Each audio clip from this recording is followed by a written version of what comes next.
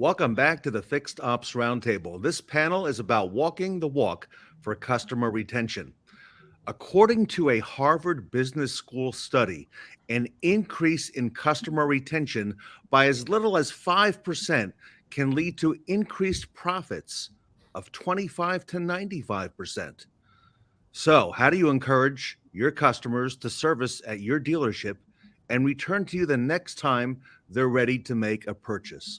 Our distinguished panel here today, I'll introduce them, is Mike Vogel, the Fixed Ops coach, Stephen Hill, service director at I-10 Toyota, John Frazier, the service director at Paulding Chrysler Jeep Dodge, Joe Clementi, vice president of service operations at Mobility Works, and Robert Sebastian, the founder of gravitationalbusiness.com. Gentlemen, welcome back to the Fixed Ops Roundtable. This is a great topic. Thank you for being here. And John, if it's okay, I'll start the discussion off with you. I know we've talked frequently over the years about training and the importance of doing that. John, how do we train our service staff to better retain our customers? What would you say? Man, this is such a wide topic. There's lots of things to cover. I believe it all boils down to teaching your team about relationships. You can't have retention without a relationship. And what we've really been trying to focus on here at our store is looking beyond the transaction and making it relationship based. And what we need to do with our service drive team is be sure that we're selling, for example, the good with the bad. Are we selling the green along with the red? Are we outlining the maintenance that the customer needs every time that they come in? Are we selling, or are we assisting the customer with buying what we're selling through payment plans, through prioritizing the needs of their vehicle? Are we giving them a reason to come back? And I think all those things, when you bundle it all up, it ties back to 3 points that I tend to hit very hard and tend to repeat, and that's hiring, training, and leading. And without those 3 things, you can't form a team that's going to form relationships with your customers. For example, hiring, we have to hire properly. As a whole, I think the automotive business sucks at hiring. We tend to put anybody that can tie a shoe or fog a mirror in some of the most difficult positions in our dealership, service advising being one of them. If you look at the retail companies that are out there that excel in customer retention, they have some of the best hiring programs, some of the best ways to vet these employees or these people that they're going to put in front of their customers. And I think it's about hiring the right people for the position. I remember reading a book, You Can't Send a Duck to Eagle School, and it talked about how the vice president at Southwest Airlines was asked, how do you get all these nice people? And she simply replies with, we just hire nice people. And I believe that's at the heart of it all. That's at the heart of customer retention, is hiring the right people and then training them to form relationships with the customers.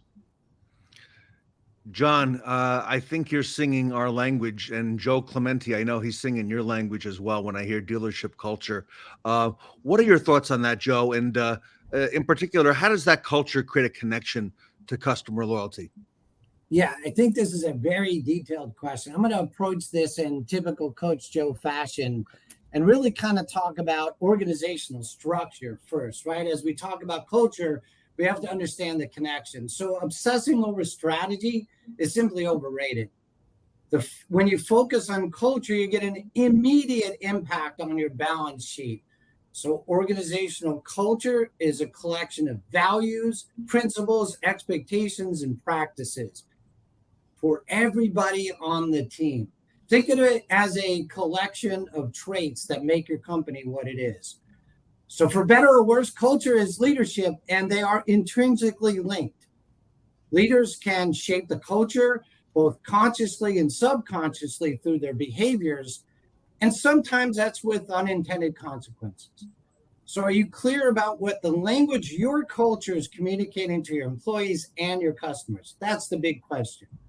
So Ted mentioned earlier a study that shows that engaged employees drive 21 to 91% more in profitability and a 10% increase in loyalty. But when I get into a room with a group of leaders today talking about culture, Ted, it feels like I'm speaking a different language. Culture is the heartbeat of your dealership. It's alive, it's energy. You can feel the pulse, right? Externally, the heart appears to be really strong, but a closer look internally and the arteries are hardening. Your culture is the lifeline and a power plant.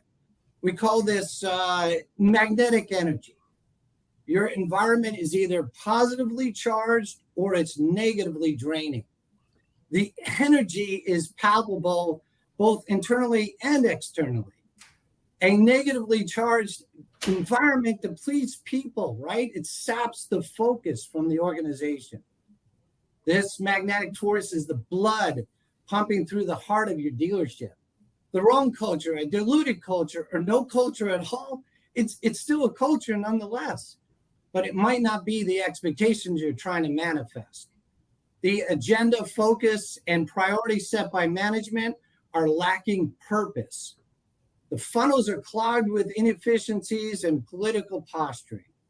So the lesson here related to culture is simple. Creating an environment where people feel empowered to think, to innovate through the idea of process and ideation. Culture is what the company values.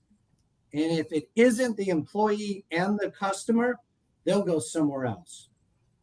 Changing the optics of how you actually see your operations provides perspective for whether culture is thriving or just simply surviving. A good culture motivates employees. It defines a brand that customers can respect, makes employees happy, right? Which drives customers to be happy. It's customer-centered metrics and helps keep the right people, everybody, on the bus. Your culture exists whether it's understood or not, Ted. This market culture prioritizes profitability. Everything is valuated with a bottom line in mind, and there are several degrees of separation between employees and leadership. Because there's a number tied to every decision, every project, every position, it's difficult for employees to engage in meaningful work and their professional purpose. Connection to culture at the human level boils down to four basic values: balance, purpose, recognition, and contribution. An important and overlooked aspect of culture is, despite its subliminal message, its nature, people are effectively hardwired to respond instinctively. It acts like a silent language, a heartbeat, if you will. When leaders align with the culture, it drives organizational outcomes. That's why it's important by selecting and developing leaders for the future requires a forward-looking culture. Sustained results depend on building a culture full of self-disciplined people who take disciplined action fanatically. Effective cultures create systems with constraints, but they give people the autonomy and the responsibility to work within that framework. An enduring culture, one of discipline, is powered by people who act in the company's best interest without strict dictums by leadership. Good cultures have self-disciplined people who are willing to go to extreme lengths to fulfill their responsibilities. Listen, the people in good cultures tend to be almost fanatical in the pursuit of greatness. That's culture. That's a connection to loyalty. You know, Steve Hill, late November, we had one of your peers on the Fixed Ops Roundtable. It was John Melashenko, the Chief Operating Officer of the Germain Automotive Group. He's in Ohio, and they've, of course, got dealerships, I think, in 4 or 5 states. And he talked about culture, and he said, you know, it's the longer-term play, and it's a phrase that's used a whole lot, but he goes, in the end, it's the right thing, all right, because it's going to deliver the biggest ROI. And I know that OEMs are constantly looking at customer retention and ways to improve that. Steve, what do you think manufacturers, you represent Toyota there as well, but as a general rule, what do you think OEMs need to focus on to promote that customer retention at dealerships? Stop chasing the metric. We keep having KPIs that are put out there that, oh, we need to hit this, we need to hit that. No, everything, it's manipulatable. And I'm sorry, but a 995 oil change, it doesn't mean you're retaining a customer. And as the gentleman were saying, it is about culture. It's about having that buy-in. And if you truly have retention, well, then you go into being that place that they're going to go to regardless, that one-stop shop, because the relationship is built. And it comes down to a whole another end of it. Employee satisfaction translates to customer satisfaction. And if you have developed a system where the buy-in is there by your employees, like Joe was talking about, now that is going to transfer over into your customers, your guests, feeling that same level of satisfaction with doing business with you. I share with my people continuously, you really think about the basics of what we do. We're the one that's there to help them with the decisions on their vehicle. So when Mrs. Jones comes in with Starbucks for her advisor or a Christmas gift at the end of the year, we took a situation where most people are not happy to come in the first place. Now, on top of spending money with you, they're going out of their way to spend more of their hard-earned money to get you something personal. That's a relationship. That's retention. Anything short of that, and sometimes we're just getting caught up in the chasing the metrics game. Right. And if the OEMs were to step back a little bit more from having us chasing a number, then the manipulation and all of that can die down, and we can get back to the basics. Build that relationship with your people, change the culture at home, and that is going to transfer over into your guests, realizing there's something special here. There's a special group of people that truly care about me, and they care about my car, and they will make you that one-stop shop.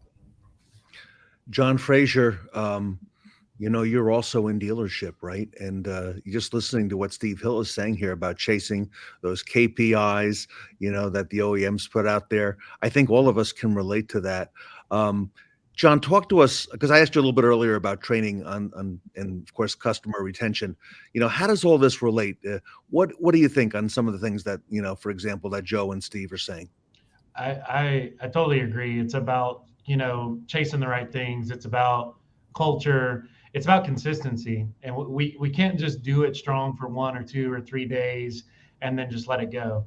Once you've made it past hiring and putting the right people in place, training's got to be a daily thing. Every single day, we got to figure out how we can be better than we were the day before.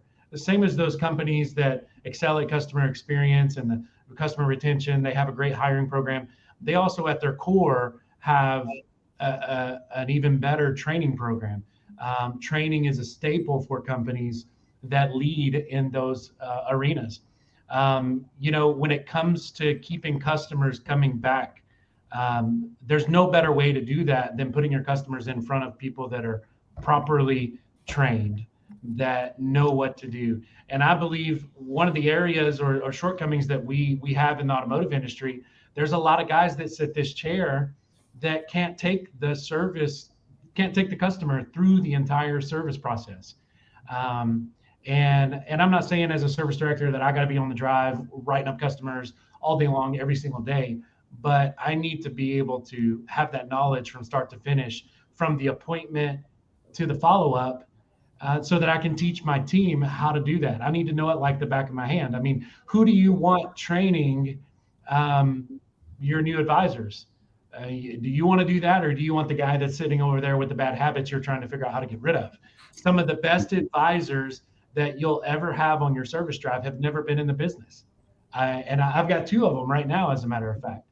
And I want to be the guy that's leading those people, that's training them, that's showing them how the customers need to be treated on every visit, and how to teach them to look beyond just the numbers. And we do that by pay plan. I think some of our pay plans are counteractive to building relationships with customers. And I think once you've done all that, you've got them hired and you got them trained. Back to what Joe was saying about culture, you've got to lead and you've got to be out there in front of these people, building that culture every single day. And you got to lead them to win. This isn't just about service directing, pointing and doing this and do that and do this. No, it's getting out beside them. I've always said, and I'll always say, if you want your team to stand behind you, you've got to stand beside them. You got to get out there and be right there in the trenches with them. And some of the, when crisis hits, when they have the victories and they sold the big ticket, or they got a good survey, or whatever the case may be, you've got to build that relationship and that culture with your team. Working on the service drive, it's not glamorous. It's for me, there's a sense of accomplishment, but it's hard. It's tough work. Yeah. And you got to be able to lead the team every day to win. One of the things we practice every day in the mornings, Okay. we meet 10 minutes before work. We go over the work in process. We look at the ROs that are on hold for parts. What are the ETAs so we can communicate? And then we look at the top 10 oldest tickets. What's going on with those? Have we dropped the ball? And that's how we communicate with our customers throughout the day. And we circle around back in the afternoon and we see what got done. And so it's like I said, are you hiring properly? Are you training passionately? And are you leading perpetually? And I chose those three characterizing words about those three actions very carefully. Properly means to do something correctly. Passionately means to do it in a way that shows feelings or strong beliefs. And perpetually means to do it in a way that never ends, that's constant, never changes, it's never ending. And I believe in order to train people to retain your customers, you got to hire correctly and you got to be available. You got to be out there in front of them every single day. John, the passion comes through. Robert, I'm looking at this panel, right? And I'm saying to myself, oh my gosh, I remember a little over 3 years ago, we were all in Los Angeles. Most everybody on this panel was out there at that early Fixed Ops Roundtable. Robert, you were the first speaker, I believe, of that morning. And here we are talking about customer retention and, just hearing some of the things that Joe and Steve and John are sharing. Robert, what do you believe service departments need to focus on in order to improve their customer retention? It's so good so far. I'm enjoying this conversation a lot. So Steve was saying KPIs. Let's not we're focusing on the wrong KPIs, and the manufacturers are. And John was saying you have to get involved and not necessarily be every minute on the drive, but yes, it's a service manager, service director's job to evaluate every point in the customer journey. And I think there's one KPI that is critical, very important. And that KPI to me is complete care. Did we care completely? Did we care to welcome the customer in a way that makes them feel like they arrived home, like they're in the right place? When the customer starts saying, you know what, I've got an impossible request. I know this is like crazy. I need an oil change like next Saturday, because everywhere else they were told 3 weeks or whatever. And then you teach your staff to reassure them and say, hey, you're in the right place. Come on. Don't be afraid to have requests for us. Right. So it's funny that you would mention that Harvard Business Review research earlier, because I've got that on the wall behind me. That's the fully connected customer is 52% more profitable than a customer that's highly satisfied. So the numbers are pretty staggering, and everybody can research the numbers for their brand. But the customer journey is going from being unconnected to being highly satisfied, to perceiving that, yes, you are a great dealership, you're a great service department, but I'm still not fully connected if I haven't made a connection with the staff, if the process wasn't easy. Are we easy to do business with? So look at behind me, I've got my family here. Let's see if we can see them. Yep. My family in our wagon, right? See the wagons, yes. Service is all about caring for the family and caring for their wagon, making sure that wagon stays safe for their trips. And a lot of times people travel, especially now with extended service intervals, we do travel as much as if we were driving from the East Coast to the West Coast in between service intervals. So we should be we should be bold in encouraging people to come back in for at least a checkup in between. That's caring, and most people don't even expect that at no charge. So as far as retention, as far as loyalty goes, complete care, but we should evaluate each stage of the customer journey. Are we creating frustration? So if we are creating feelings of frustration, disappointment, being cheated, then we're driving the customer away. They're sliding down on the loyalty scale. If we're creating feelings, emotions, and we're talking about getting emotionally connected, that's what this Harvard Business Review article said, that the emotionally connected customer will spend more and obviously will stay with you for a lifetime. They'll buy more cars from you. But with each interaction that is positive, they go closer to being fully connected and making that decision that they will be your customer for life. And by the way, reviews still matter a lot. A lot of times, if you have good reviews, and customers will come in already ready to do business with you for life, you just have to be careful not to screw it up. So then they put you on a pedestal. If you've achieved that status, it's a wonderful status to have. When you had your customers review you over and over, and on the service side, they talk highly about you. They'll come in and first time, they've never been to your service drive. They drive into the service drive. If they're greeted properly, they already know they're in the right place. Now it's up to us to make sure we live up to our own reputation. So complete care is the name of the game for me. I love it. Everybody, we're talking today to a panel of passionate experts on walking the walk for customer retention. That includes Robert Sebastian, Joe Clementi, Steve Hill, and John Frazier, and Mike Vogel. Mike is the fixed ops coach. Mike, I got to come to you. You've seen a lot of stores, as all of us have on this panel. Why do you think that some dealerships fail at customer retention? What are your thoughts on that? Well, there's many reasons. I think everybody on this panel already have covered the step number one. Step number one is you have to hire correctly and you have to build the right culture.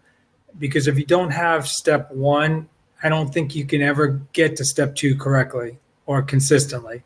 You're never going to build a strong customer retention, a strong customer base. But let's assume for a second that you've got a dealership that's hired the right people, they've got the right culture, they're putting the right processes in place.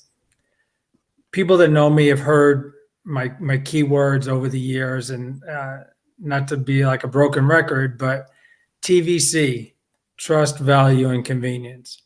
Okay. We need to build trust with every customer. We need to show value in what we're talking to them about, and we need to be as convenient as possible. Simple words. However, those words mean different things to different people. And that's where you have to do the relationship building. If you don't know what who your customers are and what's important to them, how can you possibly focus on those three words? You've got to build that relationship from day one.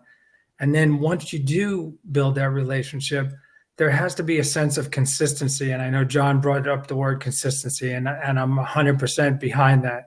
If we're not creating a consistent experience, for instance, let's say, for example, the 6 of us are service advisors on one service drive.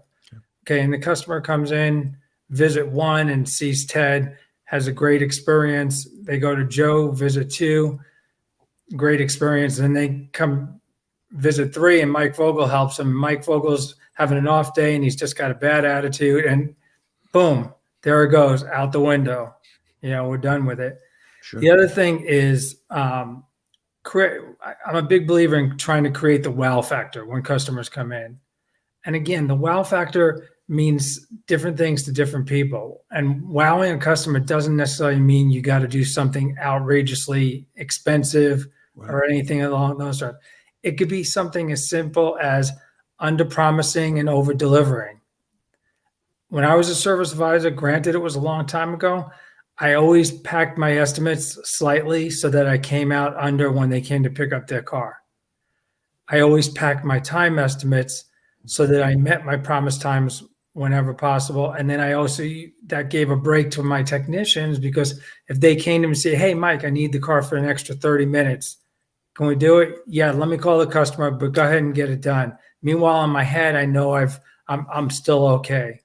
I mean, it could be something as stupid as that can make a big difference. But if you're not doing trust, focusing on trust, value, convenience, if you're not trying to shoot for the wow factor, and then finally, when I was running stores, my end game was not about customer satisfaction. It wasn't about customer retention. It was about creating customer advocates, because the word on the street is so, so important. And wow, today it's even more important. With the power of social media, whether it's Yes. true statements that are on social media or bad statements, you've got to have your customer advocates out there that are cheerleaders for your dealership, that are telling as many people as possible the reasons to do with it. And then finally, just to wrap it up, I'd like to say the big thorn in my side for me with too many car dealerships is there's too much focus on the numbers and not on the customer experience. They always put, oh, RO count's down. Okay, let's raise our effective labor rate. Let's raise our gross profit percentage. Not let's fix the problem. Why is our RO count stagnant, or why is our RO count going backwards? Let's fix the reason for that. Not figure out how we're going to keep the numbers the same. Fixing the numbers, it's just going to chase off more customers, and now you got this vicious cycle you're spinning round and round and round. It's just craziness. So I don't think there's anything rocket science that any of us are talking about today. The bigger question for me, and why we're calling this the walk in the walk, is I think most dealerships know what should be done. I think not enough of them do what needs to be done on a consistent basis. Yeah, love that consistency. And Mike, I don't think you can talk about trust, value, convenience enough. All right. Thank you for the reminder of that. Last question for everybody. We'll make it a lightning round. I'll start with Mike, come back to Robert, over to Steve Hill, then Joe Clementi, and John, I'll have you bring it home. Mike, as we look out over this new year, here we are at the end of January 2023. Here we are. I think customer retention, as I believe all of us feel, is going to be at the top of the list, or certainly near the very top of the list. What's something you can recommend, if not one thing, for our dealer audience here today that we need to focus on over the next 11 months through the balance of this year? Mike, I'll start with you. I would have to say it's listen. That would be my key takeaway. Listen to both your customers and what they're looking for, and listen to your team and what they feel. As leaders, sometimes we rush to judgment and we try to fix everything ourselves. But the reality is, the more you have your team involved, that see the day-to-day issues that they're dealt with, the more successful you're going to be in resolving any kind of issues that come up day to day, month to month, week to week, year to year, whatever it might be. And then, it goes back to relationship building. Knowing your customers and listening is going to be your biggest advocate for growing your business long term. And that's, for me, you shouldn't be looking at short-term results. You need to look at long-term. What does the long-term look for your dealership, and how are you going to get there? The only way you're going to get there is building those customer relationships. Great advice, Mike. Listen, Robert, Sebastian, one thing you could recommend to our audience looking out over the balance of this new year, 2023? Well, I'd say 10x your greeting. So learn how to greet customers correctly. Recently, I visited 10 car dealership service departments. Out of the 10, one service department, a young lady greeted me in a way that I said, I want to do business with that lady. She's going to be my service advisor. Every other service department, everybody heads down. And even when they noticed me, they still did not get too excited to just greet and welcome. Now, I'm not saying everyone has to be that excited like that lady. That's her style. But a decision in your heart, make a decision in your heart that you're going to welcome people just like you would welcome the most loved person in your life. If they showed up, if you didn't see grandma in 2 years, and all of a sudden she shows up after being locked up for COVID, how would you greet her and welcome her? Hey, grandma, so nice to see you. And that's how I say welcome the customers. When you do that up front and offer your name. Always use your name. Find out the customer's name, use their name, but always use your name, even if you have a name tag, because something happens in our brains, an instant connection. When I offer you my name at the introduction, I've seen people light up and say, "Hey, Robert, it's so nice to meet you." And then you can go into a conversation about, is it your first time? If you know they're a first-time customer, did you move to town just recently, or whatever the case might be, but then you can connect a little bit with the customer. And everything is easier after you make an instant connection. Plus, if it's a customer who's bringing a complaint, but you made it a point to greet them anyways, that way it's going to be so much easier, and you can reassure them, I'm here for you, we're here for you, we're on your side, we're going to take care of you. Great advice, Robert. And it speaks to the consistency that all of you are mentioning as well. Steve Hill, looking out over 2023, what would you recommend to our audience? Invest in your people. Invest in your people, and they're going to invest in the relationship. Once upon a time, I worked for Mike Vogel. That was a long time ago, but I learned a lot of valuable stuff. He invested in me, and I, in turn, am investing in my people. Whether it's the young man or young woman that's the first time they're going off to any sort of training, or it's the one or two that you see as possibly being in management in the next few years. Having that time, seeing them being able to feel that somebody's investing in them, their attitude, their approach to taking care of your guests is that much more important. And the cycle just keeps on going. So if we invest in our people, they're going to keep investing in our guests, and we just keep this whole relationship going. I can see the dividends that it is paying still to this day, Steve. So great advice. Joe Clementi, one thing you'd recommend to our audience looking out over this new year? I was going to use the word invest, but I'll say empower, right? Your power plant is where it's at. It's the people and processes that deliver for the client. And as everybody's talking about training, right? Where do we practice training? In front of the audience? Or do we practice in an environment that is conducive, right? When we talk about investing in the PowerPoint or the power plant, if you will, it is all about people and process. And in the end, the client gets all the value from that investment in people and process. So I'd say diversify your platform. Take the money you're spending on marketing, invest it in people. Love it. John Frazier, got that beautiful saxophone behind you there. Bring it home, John. Yeah. I say it's all about being proactive. With the way the industry's gone the past couple of years, I believe the front of the house possibly has created some trust issues with our customers. The impending change with EVs coming our way, we need to start managing and leading proactively rather than reactively. And I think that's what a lot of dealers get hung up on, is they wait until the fire breaks out and it turns into a wildfire, rather than seeing the fire before it happens and knowing what to do and what to tackle it. I think it's this year, as we are chasing after retention, I believe it's about being proactive to increase our retention. Great leaders on this panel, everybody. I want to invite everybody back. I don't think we had anywhere near enough time. Let's do it again at the next event. I want to thank our panel, Robert Sebastian, Joe Clementi, Steve Hill, Mike Vogel, the fixed ops coach, and John Frazier for being a big part of what we're talking about today, the Walking the Walk for Customer Retention panel. Everybody, thank you so much for being here today. The Walking the Walk for Customer Retention panel here at the Fixed Ops Roundtable. Thank you, Ted. Thank you, everybody. Thanks, Ted. Thank you, everyone.